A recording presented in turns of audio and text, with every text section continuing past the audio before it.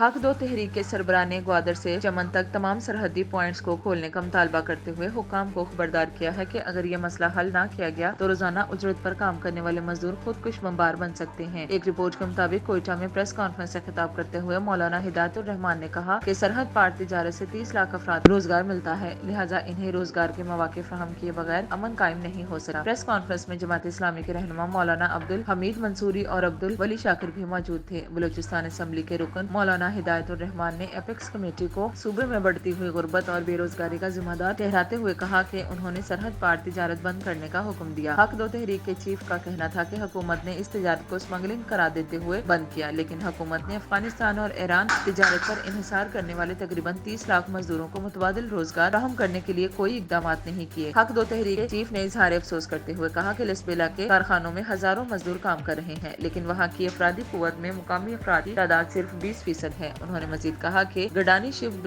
Breaking yard جیسے صنعتی unit بھی بلوچستان کے لوگوں کو روزگار کے بہت کم مواقع فراہم کرتے ہیں۔ قانون ساز کے مطابق چونکہ حکومت سالانہ صرف 5000 لوگوں کو ملازمتیں فراہم کر سکتی ہے، اس لیے ہزاروں پڑھے لکھے لوگ نوجوان بے روزگار ہیں۔ مولانا ہدایت الرحمان کا کہنا تھا کہ مزدور روزگار کے لیے خطرناک راستوں کا استعمال کرتے ہوئے اپنی جانوں کو خطرے میں ڈالتے ہیں۔ انہوں نے مزید کہا کہ اگر حکومت ان مزدوروں کو روزگار فراہم نہیں کر سکتی تو اسے کم از کم سرحدوں کو دوبارہ کھول دینا چاہیے تاکہ ان کے روزگار کا بندوبست ہو سکے۔ انہوں نے ایپیکس کمیٹی کے سرحدی تجارت سے معیشت پر منفی اثرات مرتب ہونے کے موقف سے اختلاف کرتے ہوئے کہا کہ حکمران اشرافیہ کو نوکریاں چھیننے کی بجائے اپنی مراعات میں کمی کرنی چاہیے۔